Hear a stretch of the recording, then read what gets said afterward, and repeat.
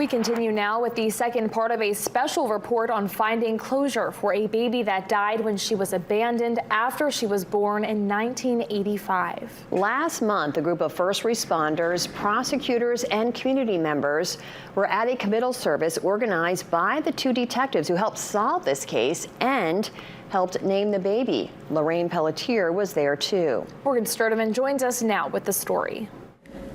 40 years ago, the lives of a couple living in Frenchville would be changed forever after their husky, Paca, found an abandoned baby in a nearby gravel pit on a frigid December night. Lorraine Pelletier and her late husband would be pivotal in finding justice for the baby, who they have held in their hearts ever since that night. Photojournalist Mark Redeker and I spoke with her in the cemetery where baby Lily Janelle rests in peace. My Paca, she was a good girl, and she loved children. Loved children. My puppy, Paca, my Paca was, and that was another question I asked the cops because I thought they were going to take my dog away because they were checking her teeth and everything else, you know, but she had carried the baby like from the top of the head, and she brought her as far as the steps, as far as she could go.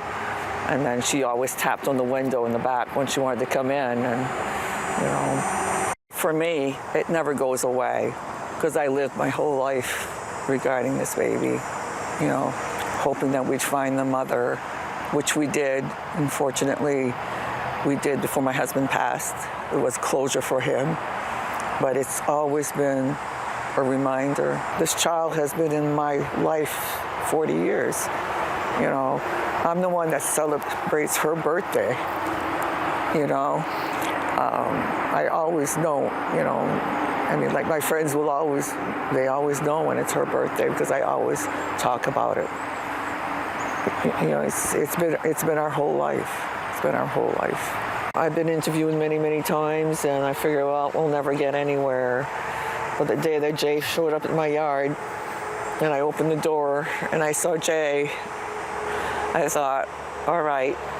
I said, you found her, right? And he said, we did. She knew immediately. I knew. Yeah. I knew. I never thought we would. 38 years, you know. But DNA, man, oh man. I wish she would have survived.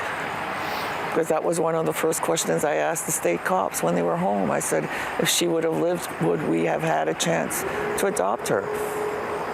That was I think probably the first question, because I know that when I spoke to the officer the other day, that was one of the first questions, because we couldn't have children. When we had the court case, it was just like, okay, it's done, but it wasn't really done.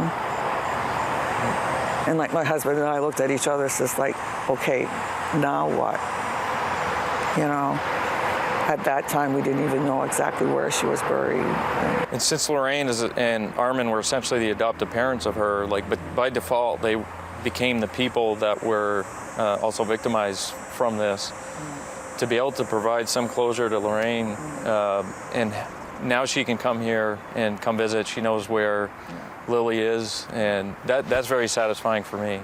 Now she has a home. You know, thanks to all these guys. They just never gave up.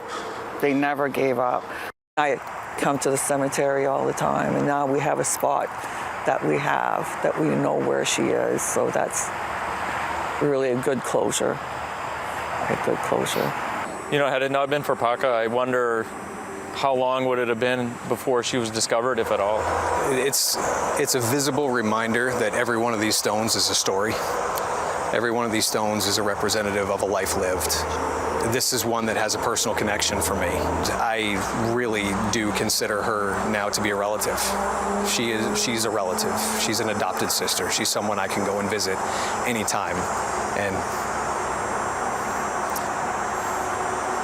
get that reminder of why we do what we do. It's profound. It's life-changing. Lorraine and Armin moved to Bangor less than a year after they found the baby. Armand is also buried in Mount Pleasant Cemetery, not far from where they discovered Lily Janelle was also resting in peace.